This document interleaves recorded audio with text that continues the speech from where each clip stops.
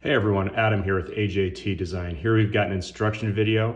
This is our fob case for Subaru applications. If you have a fob that looks like this, you can upgrade the case to something that looks like this. As you can see, we offer this in several different colors. This is an instruction video, so let's get started. First thing to do is take apart your factory case. You want to take apart the key by pressing in that little button, pulling this out.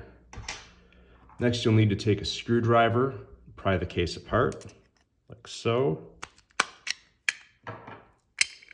Take this piece off and discard it.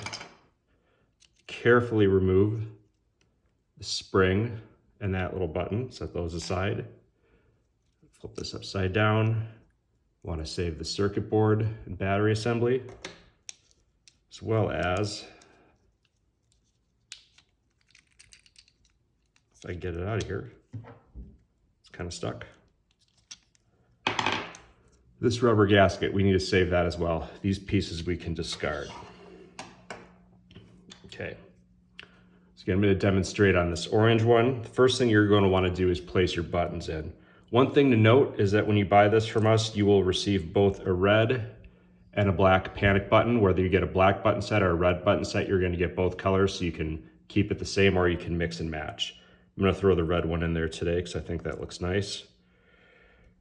These buttons pretty much only go in one way, so if they don't fit, it just means you're doing it wrong. Just like that, we've got the buttons. Next, we want to put the gasket in. Again, it's important to make sure that this is oriented correctly. Oriented. Next, put that board assembly in there like that.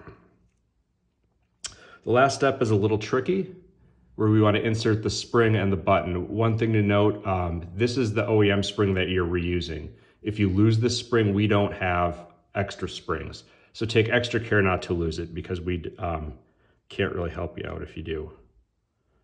So you want to put that in there like that. Make sure the spring goes over. There's a little tiny tab in there that goes over.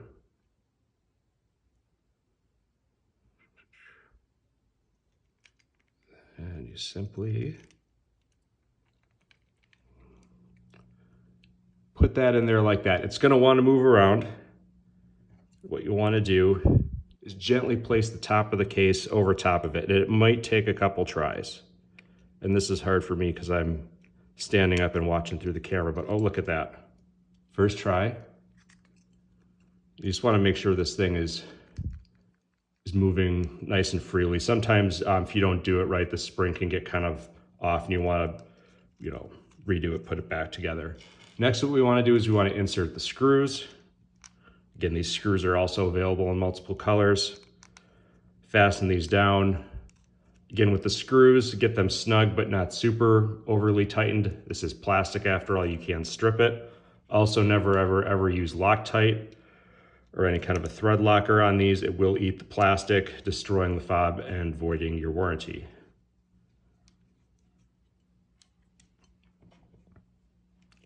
Let's get all 4 of these in.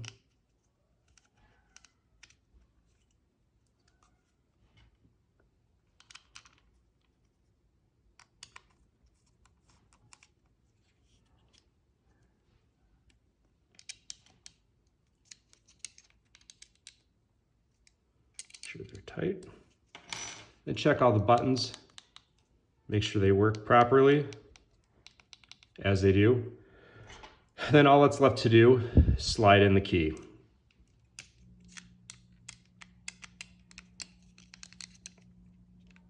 Now, it should fit in really snug. We've designed this to be a really tight fit. So the reason for that is that way when it's in, it's not rattling around. Even the OEM case, there's a little bit of rattle. Personally, I would find that annoying, so we designed this to be a very tight fit, meaning that if you just go like this, you'd see it's not quite closing. Got to add a little bit of pressure and then it snaps shut. We've had this out for a little while now. In most cases, this is all working very well. However, if you run into a situation where you can't get it closed, no matter how hard you're pressing, there is a very easy fix to get this to fit properly, and I'll show you that. Right here, there are 3 little tabs. And if you can't get your key to fit properly, what you want to do is take some sandpaper or a small file, and you just want to gradually take these down a little bit at a time until your key fits properly. It really wasn't, we really didn't design this, with the intent of having to do that. But it kind of worked out because that way it's a very easy thing to do. And then we've got, a nice tight fit for your key. So again, if you run into that issue, that's the solution. Just start sanding these down. Go a little bit at a time, so if you don't want to take too much off and have the key loose. But again, yeah, that one's a little on the tight side. If this is me, I'd leave it just like this, just for that extra tightness. You could probably file it down a little bit, just so it doesn't require quite as much force. But anyways, that's it. That's the instruction video. Thanks for watching. As always, I will have a link to the website if you'd like to purchase this, as well as my email if you have any questions. Thank you. Hello everyone, Adam here with AJT Design. Today this is a supplemental instruction video for our injection fob for the Subaru models. And this is if you're putting this together and you're running into trouble and it doesn't seem like it's working, and the inside of your board looks like this, where it's got this black plastic case over it. If you just try to put it together per the main instruction video, it's not going to work. However, we have found a way, kind of a fix for this. So if you open your case and it has this, you can make this work with our case. This is something that's been brought to our attention recently. I'm not sure how many of these are out there, or if it's a new thing Subaru's been doing.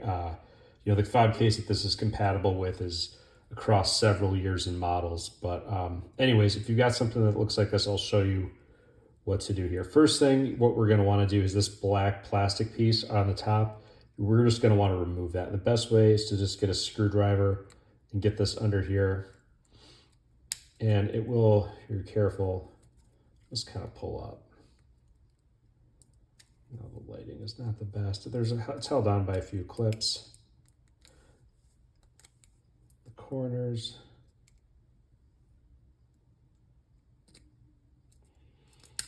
And this comes off pretty easy. I'm just being careful.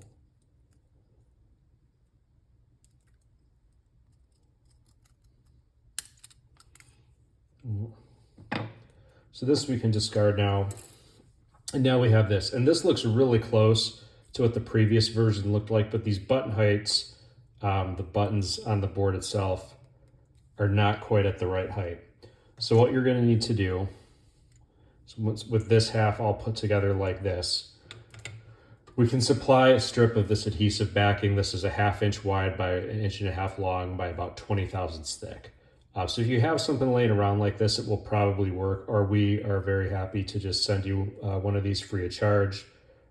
If you know your fob looks like this before we ship it out, that's easier.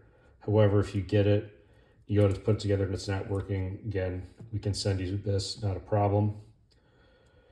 And what you want to do is you want to just kind of place this in here.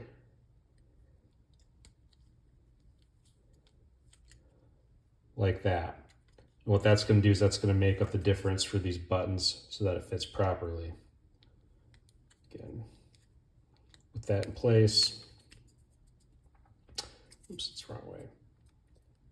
Pretty much just proceed to put this thing together like normally. I'm not going to do the whole installation here. For the rest of it, you can reference the video, but you can kind of see, oops, when it's put together right, the buttons will work again. There we go. Anyways, that's that. Again, reference the full instruction video for the completed instructions, but for that little fix, this is a video for that. Thanks for watching.